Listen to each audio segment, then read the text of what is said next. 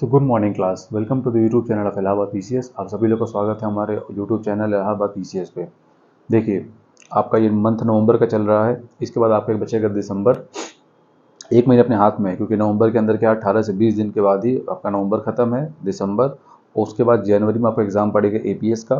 फरवरी में एग्जाम पड़ेगा आरओ का। और मार्च में मोस्ट प्रोबेबल इस बार चांसेस बन रहे हैं 2024 का जो पीसीएस का पेपर होगा उसको मार्च में कंडक्ट कराने की बात चल रही है। 80 से 90% तक चांस है कि मिड ऑफ मार्च या फिर एंड ऑफ मार्च तक आपका पीसीएस का एग्जाम कंडक्ट हो जाएगा। जो कि लास्ट ईयर तक हुआ करता था जून के मंथ में, या फिर उससे पहले हुआ करता था मई के महीने में। अब उसको लोग ट्रांसफर कर रहे हैं कहाँ पे, मार्च के महीने में।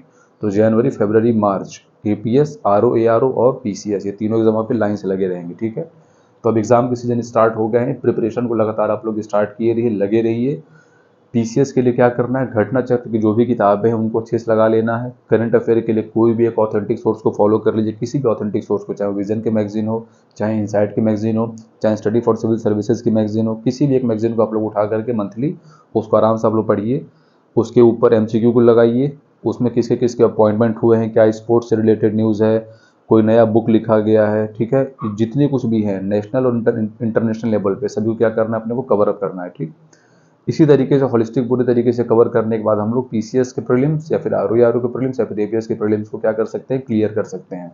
ठीक है, आज की क्लास में जो स्टार्ट करेंगे उसमें स्टार्ट करेंगे यूनियन एग्जीक्यूटिव को। यूनियन एग्जीक्यूटिव जो कि है हमारे आर्टिकल नंबर 52 से लेकर के 78 तक।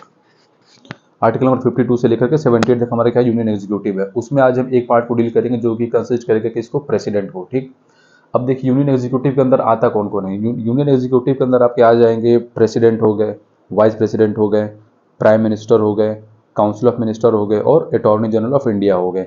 इतने लोग मिलकर के क्या बनाते हैं, यूनियन एग्जीक्यूटिव। एक बार फिर से बताते हैं, president, vice president, prime minister, council of minister और अटॉर्नी जनरल ऑफ इंडिया, इतने लोग मिलकर क्या बनाते हैं, यूनियन एग्जीक्यूटिव। जो कि आते हैं from article number 52 to 78, article number 52 से लेकर के आर्टिकल नंबर 78 तक। उसके अंदर आज हम एक पार्ट को पढ़ेंगे जो कि है प्रेसिडेंट।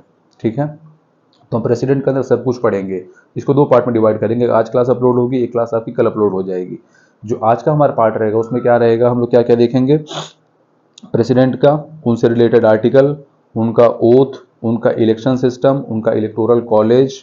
ठीक है, फिर किस तरीके से उनका इम्पीचमेंट होता है, ये सारी चीज़ें हम देखेंगे। ठीक है, क्या क्या एलिजिबिलिटी क्राइटेरिया होते हैं, क्या प्रेसिडेंट बन सकते हो। जो कि आपका 35 साल का एज होना चाहिए, आप एलिजिबल होना चाहिए लोकसभा के मेंबर के तरीके से इलेक्टेड होने के। ठीक, फिर उसके बाद आप सिटीजनशिप ऑफ, आपके पास इंडिया की सिटीजनशिप होनी चाहिए। इस तरीके के वेरियस कंडीशन है जिसको क्या हम करेंगे, आज की क्लास में डील करेंगे। ठीक है, तो चलिए आज की क्लास को हम स्टार्ट करते हैं प्रेसिडेंट को और उससे रिलेटेड हर वो टॉपिक जो कि इंपॉर्टेंट है अपने एग्जाम के लिए। और दूसरा, एक नॉर्मल इंसान भी कोई अगर बैठ के अगर वीडियो को देखेगा तो वो भी क्या होगा, उसको भी राष्ट्रपति के बारे में, प्रेसिडेंट के बारे में चीज़ें कुछ कुछ पता चल जाएंगी। ठीक, तो उसी वे में कवर करते हुए आज के टॉपिक को हम, जो कि है प्रेसिडेंट, इनको हम कवर अप करते हैं, उनको स्टार्ट करते हैं। चलिए देखिए, आज का हमारा टॉपिक क्या है, प्रेसिडेंट। इनको क्या बोला जाता है, राष्ट्रपति। प्रेजेंट टाइम में हमारे प्रेसिडेंट कौन है, प्रेजेंट टाइम हमारी प्रेसिडेंट हैं मिसेस द्रौपदी मुर्मू। और एक कौन से नंबर के प्रेसिडेंट हैं, ये पूछा जाता है एग्जाम में, 15th। ठीक है, 15वीं राष्ट्रपति कौन है, श्री द्रौपदी मुर्मू जी, श्रीमती द्रौपदी मुर्मू जी। ये हो गई। अब देखिए, ये जो अपना जो पोर्शन है प्रेसिडेंट, ये किससे डील करता है, यूनियन एग्जीक्यूटिव से। और यूनियन एग्जीक्यूटिव किसके अंदर में आता है, union executive comes under the part 5। Total अपने 22 पार्ट होते हैं ना, तो उसमें से जो पार्ट 5 होता है वो किसको डील करता है, यूनियन एग्जीक्यूटिव को। आर्टिकल कौन कौन से इसके होते हैं, अभी हमने स्टार्टिंग में बताया, आर्टिकल नंबर 52 से लेकर के 78 तक क्या करेगा, कवर अप करेगा। इसके अंदर कौन कौन आ जाएंगे, president, vice president, prime minister, council of minister और अटॉर्नी जनरल ऑफ इंडिया। ये आपका हो गया पार्ट 5 ऑफ द कॉन्स्टिट्यूशन से डील करेगा यूनियन एग्जीक्यूटिव। और आर्टिकल नंबर 58 से लेकर के 78 के बीच में आएगा, 52 से 78, sorry for the wrong miss interpret. इसके बाद देखिए, इसके बाद इसमें क्या बता रहा है, अब स्टार्ट करते हैं प्रेसिडेंट के बारे में कुछ कुछ चीज़ें, और वो सारी चीज़ें जो कि एग्जाम के लिए जरूरी है उन सबको क्या करेंगे, इसमें देखेंगे। देखिए, इसमें क्या बताया जा रहा है, president head of the Indian state. President को हम क्या बोलते हैं, head of the Indian state. और बोलते ही नहीं है, वो होते भी हैं। President is known as the head of the Indian states और is the first citizen of India. इसको नोट कर लीजिए, अगर कोई आपसे पूछे कि भारत का प्रथम नागरिक कौन होता है तो कौन होगा? राष्ट्रपति। President is known as the first citizen of India. ठीक है। इसके बाद देखिए और क्या होता है, and he act as the symbol of, वो किस किस चीज के सिंबल के तरीके से एक्ट करते हैं? Unity, integrity and solidarity. Unity, integrity और सॉलिडरिटी को क्या करते हैं? वो रिप्रेजेंट करते हैं। यूनिटी वगैरह किस लिए? क्योंकि वो क्या है?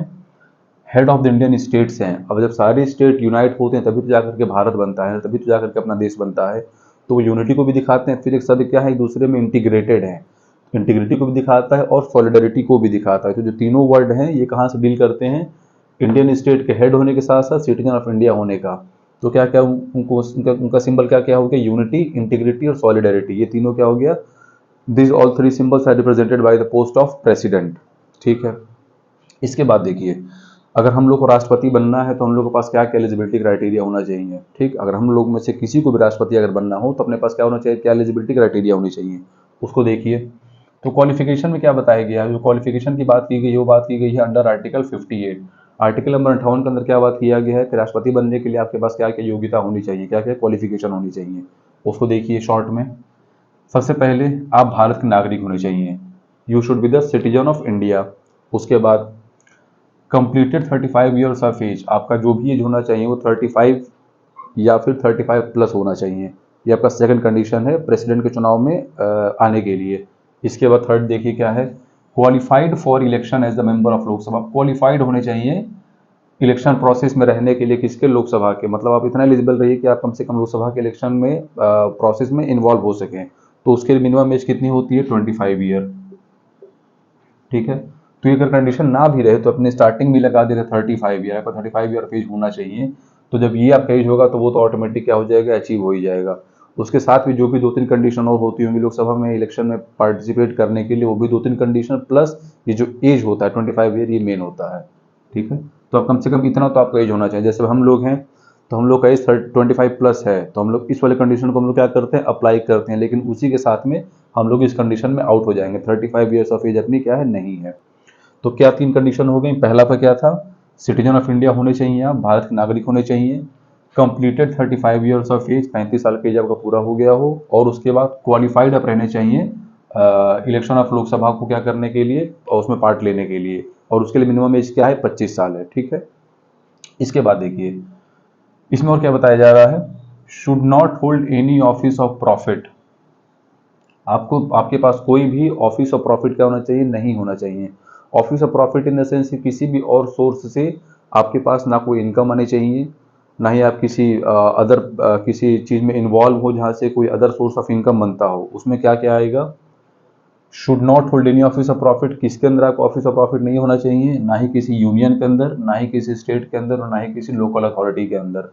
ठीक, सेंट्रल लेवल पे भी, स्टेट लेवल पे भी और लोकल अथॉरिटी लेवल पे भी, तीनों जगह पे आपका कोई भी ऑफिस ऑफ प्रॉफिट नहीं होना चाहिए। ये भी एक क्या कंडीशन है? प्रेसिडेंट के इलेक्शन के लिए क्वालिफिकेशन है।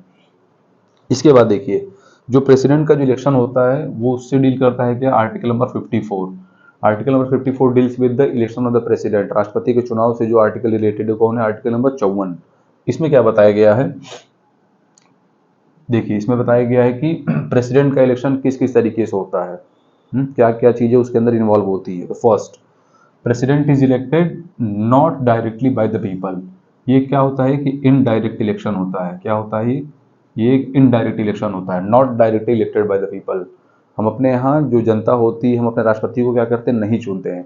हम जिनको चुन करके भेजते हैं विधानसभा में और दूसरा संसद में, लेजिस्लेटिव असेंबली में और पार्लियामेंट में, ठीक, जिनको हम लोग चुन के भेजते हैं वो लोग आपस में मिल करके देश के राष्ट्रपति को क्या करते हैं? चुनते हैं, इलेक्ट करते हैं।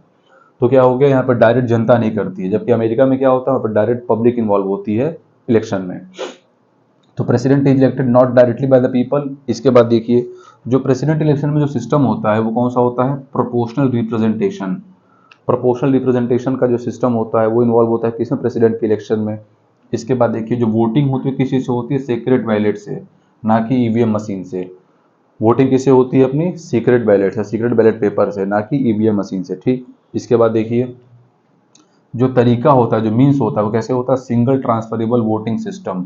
सिंगल ट्रांसफरेबल वोटिंग सिस्टम का क्या होता है? प्रोसेस इन्वॉल्व किसमें? प्रेसिडेंट के इलेक्शन में। तो कौन कौन सी 4 चीजें हो गई? पहला एक इनडायरेक्ट इलेक्शन होता है, दूसरा जो सिस्टम होता है कौन सा होता है, प्रोपोर्शनल रिप्रेजेंटेशन का, तीसरा जो वोटिंग होगी वो किस चीज़ से होगी, सीक्रेट बैलेट से, सीक्रेट बैलेट पेपर से, और चौथा जो तरीका होगा, जो मीन्स होगा, क्या होगा, सिंगल ट्रांसफरेबल वोटिंग सिस्टम। ये आपका क्या हो गया, इलेक्शन हो गया, जो कि आर्टिकल नंबर 54 के अंदर है, जो कि क्या कंडीशन बताता है प्रेसिडेंट के इलेक्शन के लिए। इसके बाद देखिए इनके इलेक्टोरल कॉलेज को, ये सबसे इंपॉर्टेंट हो जाता है, क्या है ये, इलेक्टोरल कॉलेज, कि कौन कौन लोग पार्टिसिपेट करते हैं राष्ट्रपति के चुनाव में, इलेक्टोरल कॉलेज में कौन कौन लोग आते हैं। अब देखिए इसमें कौन कौन आ गया, इलेक्टेड मेंबर, ध्यान रखिएगा इस शब्द को अपने को याद रखना है, इलेक्टेड मेंबर की बात की जा रही है, ना कि नॉमिनेटेड मेंबर्स की। इलेक्टेड मेंबर कहाँ कहाँ के elected member, both house of the parliament, यानी कि लोकसभा भी और राज्यसभा भी, इन दोनों जगह पे जो कोई भी इलेक्टेड मेंबर होंगे एक वो। इसके बाद स्टेट लेजिस्लेटिव असेंबलीज के अंदर, स्टेट लेजिस्लेटिव असेंबलीज के अंदर जो कि हमारा क्या होता है, विधानसभा, उनके अंदर जो कुछ भी इलेक्टेड मेंबर हो गए वो। और फिर तीसरा यूनियन टेरिटरी, ठीक है, वो कौन कौन सी यूनियन टेरिटरी, एक दिल्ली है, एक पुदुचेरी है। तो ये इतने लोग इन्वॉल्व होते हैं किसमें, प्रेसिडेंट के इलेक्शन में। फिर से एक बार देखिए कौन कौन आ गया, इलेक्टेड मेंबर किसके, both house of the parliament, जो कि लोकसभा भी हो गया और राज्यसभा भी हो गया। इसके बाद स्टेट लेजिस्लेटिव असेंबलीज, जिसके अंदर क्या आते हैं, विधानसभा, वहाँ के भी इलेक्टेड मेंबर्स। और तीसरा यूनियन टेरिटरी, कहाँ कहाँ का, सिर्फ दिल्ली का और पुदुचेरी का। वो इसलिए क्योंकि वहाँ पे क्या है, वहाँ पे भी विधानसभा है, दिल्ली में भी और पुदुचेरी में भी। जम्मू कश्मीर को भी किसी रीजन की वजह से इसमें क्या किया गया है, इन्वॉल्व नहीं किया गया है, ठीक है। तो ये दो चीज़ें हो गई, कौन कौन सी, बोथ हाउस ऑफ पार्लियामेंट के जो इलेक्टेड मेंबर्स होंगे वो पार्टिसिपेट करेंगे, स्टेट लेजिस्लेटिव असेंबली के जो इलेक्टेड मेंबर्स होंगे, जो विधानसभा के इलेक्टेड मेंबर होंगे वो पार्टिसिपेट करेंगे, और जो यूनियन टेरिटरी है पुदुचेरी का और दिल्ली का, उनके भी इलेक्टेड मेंबर्स क्या करेंगे, इन्वॉल्व होंगे in the election of president. ये सब लोग मिलकर क्या बनाते हैं, electoral college of the president. इसके बाद देखिए जो कुछ भी डिस्प्यूट होगा, all dispute regarding election of the president, जो कुछ भी डिस्प्यूट होगा regarding the election of the president, वो उससे कौन डील करेगा, सुप्रीम कोर्ट, और कहीं आप जा करके उसको कंप्लेन नहीं कर सकते। Any dispute regarding the election of the president will be dealt with the supreme court. और सिक्योरिटी डिपॉजिट कितनी होती है, जो भी कैंडिडेट नॉमिनेट किए पार्टिसिपेट करते हैं प्रेसिडेंट के इलेक्शन में, उनको एक मिनिमम सिक्योरिटी मनी डिपॉजिट करनी होती है, किसके साथ, आरबीआई के साथ। वो अमाउंट कितना होता है, 15,000, ठीक है, 15,000 रुपीज़ विथ आरबीआई।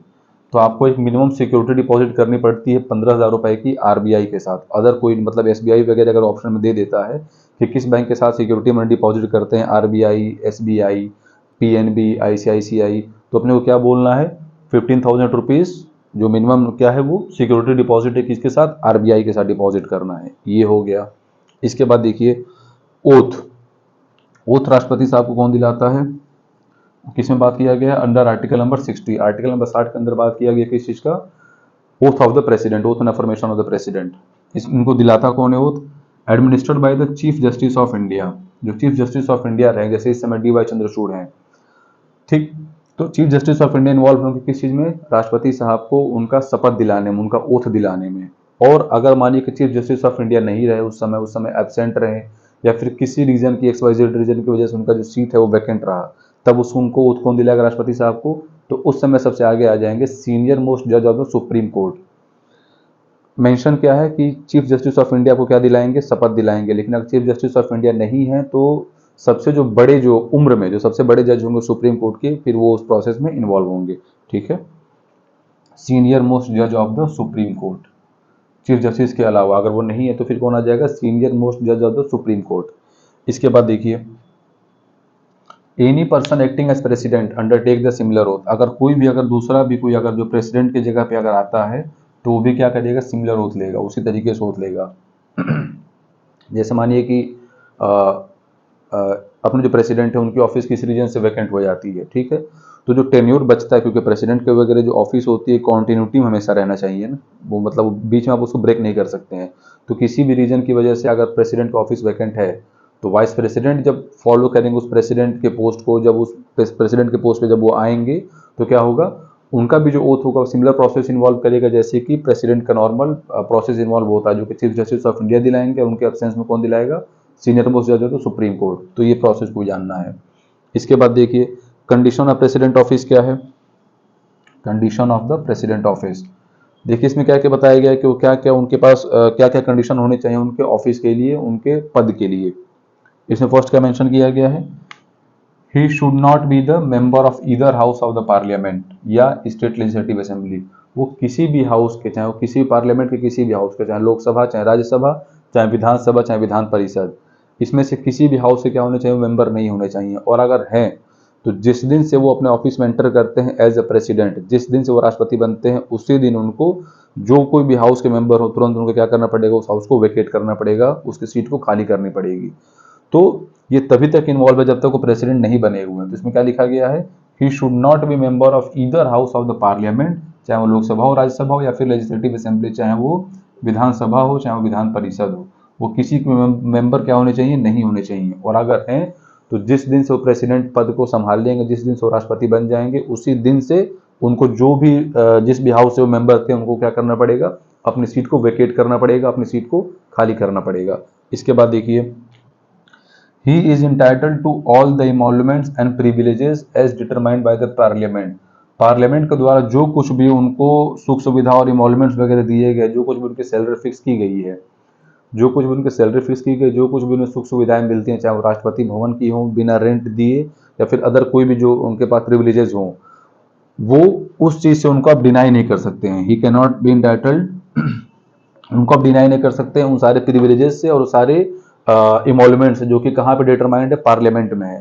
ठीक, and it can not be abolished during his term. जब तक वो राष्ट्रपति हैं तब तक आप उसको एबॉलिश नहीं कर सकते हैं। ये नहीं कि आप पार्लियामेंट में किसी अलग से कोई एक्ट ला करके पास कर दिए कि नहीं, राष्ट्रपति साहब अब राष्ट्रपति भवन में नहीं रहेंगे, या फिर इनकी सैलरी को घटाया जाए। नहीं, एक बार जो चीज़ फिक्स हो गया तो जब तक उनका टर्म है तब तक वो चीज़ उसी तरीके से चलेगी, उसमें कोई भी इंटरफेयर नहीं कर सकता, यहाँ तक कि पार्लियामेंट भी इंटरफेयर नहीं कर सकता है। ठीक है, उसके बाद देखिए इनका टर्म क्या होता है, what is the term of the president. तो क्या होता है, 5 years from the date he entered upon his office. जब से वो अपने ऑफिस में एंटर किए हैं, जब से वो अपने ऑफिस में एंटर किए उस दिन से लेकर के 5 साल तक टर्म को काउंट किया जाएगा। क्योंकि नॉर्मली एग्जाम में क्या पूछा जाता है, from the election of the president, या फिर जिस दिन से इलेक्शन स्टार्ट हो जाता है उस दिन से, या फिर जब से वो राष्ट्रपति बनते हैं उस दिन से। तो इसमें क्या होगा, जिस दिन से वो राष्ट्रपति बन गए उस दिन से अगले 5 साल तक के लिए उनका क्या होगा, टेन्योर फिक्स हो जाएगा, उसमें इलेक्शन प्रोसेस वगैरह इन्वॉल्व नहीं होता है। ठीक है, उसके बाद देखिए, he may resign from his office any time. जब उनका मन हो तब वो अपने पोस्ट से क्या कर सकते हैं, रिजाइन कर सकते हैं। क्या उनको करना होगा, सिर्फ एक रेजिग्नेशन लेटर लिख करके वाइस प्रेसिडेंट को, उपराष्ट्रपति को क्या करना, उन्हें सौंप देना है। ठीक है, एक तो इस तरीका होता है, खुद से भी छोड़ सकते हैं, या फिर दूसरा, अगर कॉन्स्टिट्यूशन का उन्होंने कोई पालन नहीं किया, कॉन्स्टिट्यूशन को उन्होंने ब्रीचिंग की, तो उस केस में भी उनका क्या किया जा सकता है, इम्पीचमेंट किया जा सकता है, राष्ट्रपति साहब को हटाया जा सकता है उनके पद से। ठीक है, किस कंडीशन में हटाया जा सकता है, अगर वो वायलेशन ऑफ कॉन्स्टिट्यूशन अगर करते हैं, क्या वायलेशन ऑफ कॉन्स्टिट्यूशन अगर वो करते हैं तो उन्हें इम्पीच भी किया जा सकता है उनके पोस्ट से। तो उसमें क्या बताया गया कि he may resign from his post any time. हालांकि उनका टर्म 5 साल का होता है, वो फिक्स ही है, लेकिन जब उनको अगर ठीक ना लगे या फिर कुछ चीज़ें उनके फेवर में ना चलती हो, कुछ अगर दिक्कत दिख रही हो, तो जिस समय चाहे उस समय अपने पोस्ट को क्या कर सकते हैं, रिजाइन कर सकते हैं, एक रेजिग्नेशन लेटर लिख के दे देंगे वाइस प्रेसिडेंट को। दूसरा, अगर वो कॉन्स्टिट्यूशन को वायलेट करते हैं तो उनको उनके पोस्ट से इम्पीच भी किया जा सकता है, उसका एक अलग प्रोसेस इन्वॉल्व होता है जिसको हम आज ही क्लास में भी थोड़ा आगे देखेंगे। इसके बाद देखिए, तो जो उनका टर्म होता है उसमें कौन सा आर्टिकल होता है, आर्टिकल नंबर 56 डील करता है उनके टर्म से, जो कि क्या था, 5 साल वाला टर्म था। एक इसमें इंपॉर्टेंट पॉइंट देखिए, ये एलिजिबल होते हैं री इलेक्शन के लिए। प्रेसिडेंट जो होते हैं वो एलिजिबल होते हैं किसके लिए, री इलेक्शन के लिए, एनी नंबर ऑफ टाइम। ऐसा कुछ नहीं कि आप एक बार राष्ट्रपति बन गए तो अगली बार आप नहीं बन सकते, नहीं। अगर आप अभी हैं 5 साल आप रहिए, अगले 5 साल के बाद भी जो इलेक्शन प्रोसेस हेल्ड हो उसमें भी आप राष्ट्रपति बन सकते हैं, उसके अगले वाले में जो राष्ट्रपति का चुनाव है उसमें भी आप पार्टिसिपेट कर सकते हैं और बन भी सकते हैं। तो इसमें क्या बताया गया है, he is eligible for the री election any number of time. जितनी बार उनका मन करे उतनी बार वो राष्ट्रपति पद के लिए क्या कर सकते हैं, अपनी दावेदारी को लगा सकते हैं आगे। ठीक है, तो ये आपका क्या हो गया, एक प्रेसिडेंट का हमने टॉपिक देखा जिसमें कि हम लोगों ने पूरा स्टार्टिंग से लेकर के और कम से कम उनके टर्म तक उसको हम लोगों ने पूरे कंप्लीट कर लिया। अभी इसमें आगे हम देखेंगे इनके इम्पीचमेंट प्रोसेस को। उससे पहले एक बार इसको फिर से हम रिवाइज कर लें, इसको फिर से एक बार हम देख लें। तो प्रेसिडेंट किस में आते हैं, under part 5 of the constitution, जो कि क्या करता है, यूनियन एग्जीक्यूटिव को डील करता है। इसके अंदर आर्टिकल कौन कौन से आते हैं, आर्टिकल नंबर 52 से लेकर आर्टिकल नंबर 78 तक। इसके बाद देखिए, प्रेसिडेंट को हम लोग क्या बोलते हैं, head of the Indian state. ठीक, इसके बाद he is the first citizen of India. उसके बाद act as the symbol of unity, integrity and solidarity, ये 3 पार्ट हो गया। इसके बाद देखिए क्वालिफिकेशन में क्या किया गया, क्वालिफिकेशन कौन सा आर्टिकल बात करता है, आर्टिकल नंबर 58 बात करता है। तो क्वालिफिकेशन क्या क्या क्या होना चाहिए, he should be the citizen of India, पहला ये। दूसरा 35 साल उनकी एज हो गई रहनी चाहिए, he should have completed 35 years of age. और तीसरा वो क्वालिफाइड होने चाहिए इलेक्शन प्रोसेस में इन्वॉल्व होने के, किसके, लोकसभा के, जिसमें कि मिनिमम एज कितनी होती है, 25 साल होती है। इसके बाद देखिए should not hold any office of profit, उनके पास कोई भी अदर सोर्स ऑफ इनकम या फिर अदर सोर्स ऑफ प्रॉफिट नहीं होना चाहिए, किसके अंडर में, चाहे वो यूनियन के अंडर, चाहे स्टेट के अंदर, चाहे लोकल अथॉरिटी, कहीं से भी उनका ऑफिस ऑफ प्रॉफिट किसी पोस्ट पे नहीं होना चाहिए उसमें पार्टिसिपेट करने से पहले या पार्टिसिपेट करते समय। फिर देखिए इलेक्शन डील करता है आर्टिकल नंबर 54, किस किस तरीके से इनका चुनाव होता है उसको देखिए। जो प्रेसिडेंट का चुनाव होता है क्या होता है, वो इनडायरेक्ट इलेक्शन होता है, इनडायरेक्ट इलेक्शन हो गया। सेकंड, जो सिस्टम इन्वॉल्व होता है वो कौन सा होता है, प्रोपोर्शनल रिप्रेजेंटेशन का। जो वोटिंग होती है वो कैसे होती है, सीक्रेट बैलेट पेपर से होती है।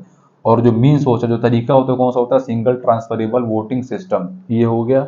इसके बाद देखिए इलेक्टोरल कॉलेज में कौन कौन उनके इन्वॉल्व होता है, तो elected members of both house of the parliament, दोनों हाउस ऑफ पार्लियामेंट के, लोकसभा के भी और राज्यसभा के भी। और इसके बाद स्टेट लेजिस्लेटिव असेंबली, विधानसभा और विधान परिषद के भी।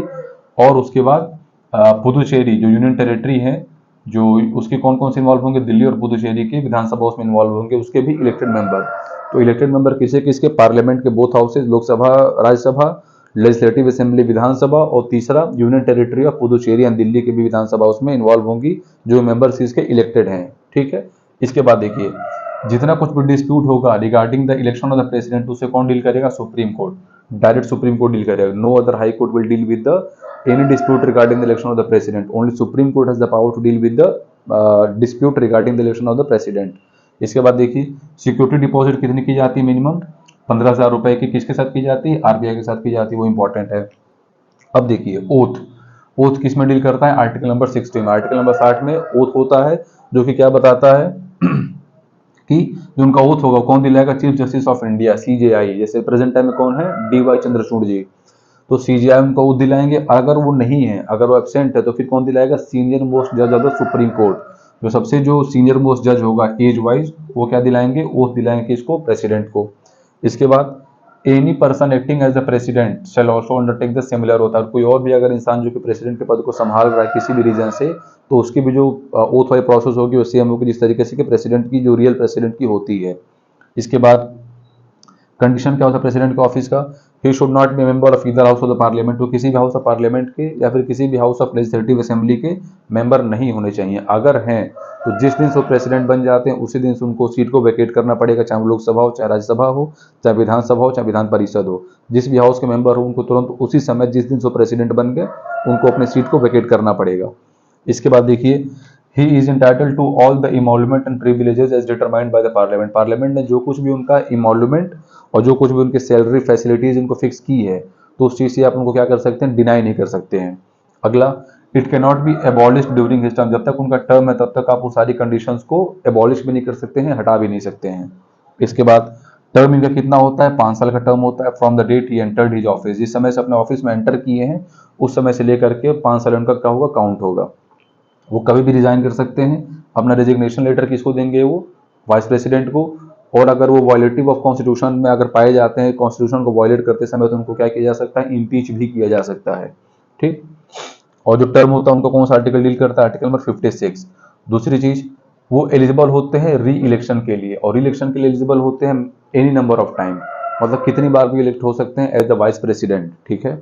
तो ये जो टॉपिक था ये आपका यहाँ पे एंड होता है। अभी एक अगला टॉपिक है, इसी में स्टार्ट कर देंगे, जो कि रहेगा आपका इम्पीचमेंट का प्रोसेस। ठीक है। एक सेकंड देखें कैमरा रिकॉर्ड हो रहा है या नहीं। ठीक है। तो देखिए अब हम अगला टॉपिक क्या देखेंगे, इम्पीचमेंट ऑफ द प्रेसिडेंट। तो ज़्यादा वो बड़ा टॉपिक नहीं है, जिस तरीके से इलेक्शन है उसी तरीके से कुछ कुछ इम्पीचमेंट है। बस इतना होता है कि जैसे इसमें सिर्फ इलेक्टेड मेंबर इन्वॉल्व होते हैं और स्टेट असेंबलीज के भी इलेक्टेड मेंबर इन्वॉल्व होते हैं, तो इम्पीचमेंट में अपने इलेक्टेड मेंबर्स इन्वॉल्व नहीं होंगे, अरे मतलब सॉरी, स्टेट असेंबलीज इन्वॉल्व नहीं होंगी और पूरा का पूरा हाउस इसमें इन्वॉल्व रहेगा, ना कि इलेक्टेड ना कि नॉमिनेटेड, पूरा का पूरा हाउस इसमें आपका इन्वॉल्व हो जाएगा। तो इसको हम देखते हैं। देखिए इसको स्टार्ट करते हैं, यहाँ पे एक आउटलाइनिंग कर लें। क्या है अपना अगला टॉपिक? इम्पीचमेंट। ठीक है, इम्पीचमेंट ऑफ प्रेसिडेंट। तो इसका जो एक मेन रीजन दिया जाता है, मेन रीजन क्या होता है? Violation of the constitution. Impeachment करने के लिए क्या होता है main reason? Violation of the constitution. Impeachment से कौन सा आर्टिकल डील करती है? Article number 61। Article number 61 deals with the impeachment process of the president. Reason क्या दिया जाता है? वॉयलेशन ऑफ द कॉन्स्टिट्यूशन का। ठीक है, अब इनके प्रोसेस को समझिए कि इम्पीचमेंट होता कैसे है। ठीक है ना, इसको देखिए पहले। जिस तरीके से हमने देखा इलेक्शन प्रोसेस में क्या है, इलेक्शन प्रोसेस के लिए आपके पास आपको सिर्फ इलेक्टेड मेंबर्स की जरूरत होती है, इधर ऑफ पार्लियामेंट की या फिर स्टेट असेंबलीज की या फिर union territory of Delhi and Puducherry की। लेकिन इसके लिए इम्पीचमेंट के लिए आपको ऐसे कोई भी कंडीशन नहीं लगाना है कि इलेक्टेड है कि नॉमिनेटेड है, नहीं। इसमें पूरा का पूरा इसमें हाउस इन्वॉल्व रहेगा और सिर्फ पार्लियामेंट इन्वॉल्व रहेगा, इसमें स्टेट असेंबलीज नहीं आएंगी। फिर से इसको ध्यान से सुनिए, इम्पीचमेंट के प्रोसेस में स्टेट असेंबलीज नहीं आती हैं, सिर्फ और सिर्फ पार्लियामेंट इन्वॉल्व होता है। ठीक, तो इसमें देखिए क्या लिखा गया है। क्या लिखा जाएगा कि एनी हाउस ऑफ पार्लियामेंट, है ना, एनी हाउस ऑफ पार्लियामेंट क्या कर सकता है? उसको इनिशिएट कर सकता है, मे इनिशिएट। कोई भी हाउस ऑफ पार्लियामेंट, चाहे लोकसभा चाहे राज्यसभा, उस प्रोसेस को क्या कर सकता है? इनिशिएट कर सकता है कि इसके इम्पीचमेंट के। ठीक है, रीजन क्या दिया जाता है? इसको रेड पेन से लिख देते हैं। रीजन एक ही दिया जाता है मैक्सिमम केसेस में, क्या? Violation of constitution. ठीक है, इसको दिया जाता है रीजन। इसके बाद देखिए, इसके बाद क्या इसमें इन्वॉल्व होगा? जो भी चार्जेस लगाए जाएंगे, ठीक है, वो 1/4 मेंबर ऑफ हाउस उस पर क्या होने चाहिए? सेटिस्फाइड होने चाहिए।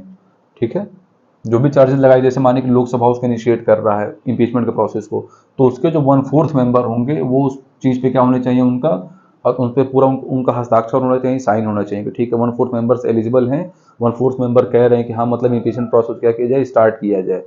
तो क्या कंडीशन है? 1/4 आपके मेंबर्स की क्या होनी चाहिए? मंजूरी होनी चाहिए। इसके बाद देखिए इसमें क्या बताया गया है, इन लोग का क्या होना चाहिए? साइन होना चाहिए। इसी में बताया गया है कि एक 14 दिन की 14 डेज का क्या आपको देना पड़ेगा? एक एडवांस नोटिस देना पड़ेगा। किसको? राष्ट्रपति साहब को, टू द प्रेसिडेंट। एक 14 डेज की आपको एडवांस नोटिस देनी पड़ेगी कि हाँ मतलब आपको इस रीजन से हम आपको इम्पीच कर रहे हैं। और इस चीज में प्रेसिडेंट जो होते हैं वो खुद को क्या कर सकते हैं? रिप्रेजेंट भी कर सकते हैं। ठीक है, प्रेसिडेंट साहब इसमें क्या कर सकते हैं? खुद को क्या कर सकते हैं? रिप्रेजेंट कर सकते हैं, है ना, रिप्रेजेंट कर सकते हैं और अपीयर भी हो सकते हैं। इसी 14 डेज के नोटिस में वो अपने आप को रिप्रेजेंट भी कर सकते हैं कि अपने आप को मतलब अगर डिफेंड करना हो किसी रीजन से कि ठीक है आप लोग जो चीज़ को समझ रहे हैं वो इस तरीके से नहीं था, या फिर मैं जो करना चाह रहा था इस तरीके से था, वो जो चीज़ें हैं, तो उसमें क्या है 14 डेज की आपको जो नोटिस दी जाएगी आपको उसी में क्या करना, अपने आप को रिप्रेजेंट भी कर सकते हैं और अपीयर भी आप हो सकते हैं। ठीक है, हाँ, हाउस के सामने। फिर इसके बाद देखिए क्या इसमें बताया गया है, इसमें अगले टॉपिक को क्या बताया गया, अगला बताया गया है कि जो इम्पीचमेंट का जो मोशन है वो पास किया जाएगा 2/3 ऑफ द टोटल मेंबरशिप से। किससे? 2/3 ऑफ टोटल मेंबरशिप, है ना। जो 2/3 ऑफ टोटल मेंबरशिप होगी वो क्या करी रहेगी? वो पास की रहेगी द मोशन ऑफ इम्पीचमेंट। ठीक है, जब 2/3 मेंबर जो उसके होंगे वो पास कर देंगे टोटल मोशन ऑफ इम्पीचमेंट को, तो फिर वो क्या हो जाएगा? वो उस हाउस से पास हो जाएगा। उस हाउस से पास होकर के कहाँ वो चला जाएगा? अगले हाउस में। तो जो टोटल मेंबरशिप, माने कि आप एग्जांपल ले रहे हैं कि लोकसभा में ये कंडीशन फुलफिल हो गई, तो जैसे 2/3 टोटल मेंबरशिप उस चीज को पास कर देंगे तो फिर क्या हो जाएगी? वो पास होकर किस में आ जाएगी? राज्यसभा में। वो पास होकर कहाँ आ जाएगी? राज्यसभा में। अब राज्यसभा में जैसे ही 2/3 मेंबर, फिर से इसके भी जो है 2/3 मेंबर क्या कर दिए? मोशन ऑफ इम्पीचमेंट को अगर पास कर दिए, किसको? मोशन ऑफ इम्पीचमेंट को अगर वो पास कर दिए तो क्या मान लिया जाएगा? उस प्रोसेस को, इम्पीचमेंट को पूरे तरीके से कंसिडर कर लिया जाएगा। ठीक, तो इसमें क्या क्या इन्वॉल्व था, इसमें क्या क्या पॉइंट इन्वॉल्व इम्पीचमेंट वाले प्रोसेस में? किसी भी हाउस में उसको इन्वॉल्व कर सकते हैं। एक सेकंड रुकिएगा।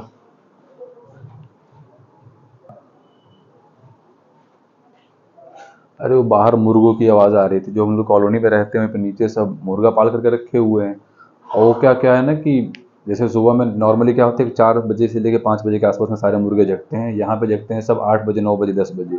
अभी उठे हैं सब और दबा के पूरा हल्ला किए पड़े हैं एक कोने से। ठीक है, हम लोग इसमें क्या देख रहे थे, इम्पीचमेंट प्रोसेस को देख रहे थे। तो इम्पीचमेंट में क्या क्या डील किया गया, आर्टिकल नंबर 61 से डील करता है। ठीक है, any house of the parliament में उसको इनिशिएट किया जा सकता है, किसी भी हाउस ऑफ पार्लियामेंट में उसको इनिशिएट किया जा सकता है। अगला चीज जो रीजन क्या दिया जाता है, maximum violation of the constitution. इसके बाद 1/4 मेंबर ऑफ द हाउस उसको क्या करना चाहिए, साइन करना चाहिए। जिस भी हाउस से वो निकल रहा है उसमें 1/4 मेंबर को उस पर साइन होना चाहिए और कंफर्मेशन होना चाहिए। 14 दिन के एडवांस नोटिस दी जाती है प्रेसिडेंट को, जिसमें वो क्या हो सकते हैं, खुद को रिप्रेजेंट कर सकते हैं और अपीयर हो सकते हैं बिफोर द हाउस अपने आप को डिफेंड करने के लिए। फिर ठीक है, अगला देखिए, 2/3 ऑफ द टोटल मेंबरशिप जो होते हैं वो अगर मोशन को पास कर दिए, जिस भी हाउस से इनिशिएट हुआ था, तो 2/3 अगर मेंबर उसको पास कर दिए तो क्या होगा, वो उस हाउस से क्या मान लिया जाएगा, पास मान लिया जाएगा। फिर अगले हाउस में जब जाएगा तो अगला हाउस क्या करेगा, मान लो लोकसभा से निकल के राज्यसभा में आ गया, तो राज्यसभा क्या करेगा, यहाँ पे उसको क्या करेगा, इन्वेस्टिगेट करेगा एक बार अपने हिसाब से। ठीक है, और अगर राज्यसभा से लोकसभा में आए तो भी क्या करेगा, इन्वेस्टिगेट करेगा अपने हिसाब से। और अगर उस चीज को अगर करेक्ट वो मान लेता है तो फिर वो क्या कर लेगा, वहां से भी अगर 2/3 मेंबर के अगर मोशन इम्पीचमेंट को पासिंग मिल गई उस राज्यसभा से भी या फिर किसी भी अदर हाउस जो लोकसभा भी रहा होगा अगर वहां पे, तो अगर वहां से भी 2/3 अगर मेंबर का उन्होंने मोशन ऑफ इम्पीचमेंट पे साइन कर दिया तो फिर क्या मान लिया जाएगा, प्रेसिडेंट को मान लिया जाएगा इम्पीच्ड, है ना, और उनको अपने क्या किया जाएगा, उनके पोस्ट से उनको हटाया जाएगा। ठीक है, तो ये पूरा प्रोसेस है इनका इम्पीचमेंट का प्रेसिडेंट के, जो कि इलेक्शन प्रोसेस में कई सारी कंडीशंस थी कि इलेक्टेड मेंबर्स होने चाहिए, उसमें लोकसभा, राज्यसभा, विधानसभा, विधान परिषद, पुदुचेरी और दिल्ली की भी विधानसभाएं सब कुछ इन्वॉल्व थी। लेकिन इम्पीचमेंट में सिर्फ पार्लियामेंट से ही हो जाएगा, कोई भी हाउस ऑफ पार्लियामेंट उसको क्या कर सकता है, इनिशिएट कर सकता है। ठीक है, तो ये आज का हमारा पार्ट 1 था क्लास का प्रेसिडेंट का। पार्ट 2 इनको हम कल अपलोड कर देंगे, जिसमें कि हम क्या डील करेंगे, उनके उनके पावर को डील करेंगे, उनके वीटो पावर को डील करेंगे। ठीक है, ये सारी जो चीज़ें आएगी, फिर उनके पार्डनिंग पावर कौन कौन सी होती हैं, है ना, उन सभी चीज़ों को हम क्या करेंगे कल की क्लास में, उसको हम प्रॉपर तरीके से स्टार्ट करेंगे। तो आज का पार्ट 1 में ये कुछ था, मतलब इसमें मान के चलो कि हम लोग प्रेसिडेंट का 70% इसमें हम लोगों ने कवर कर दिया है, जो कि एग्जाम के लिए इतने इंपॉर्टेंट होते हैं।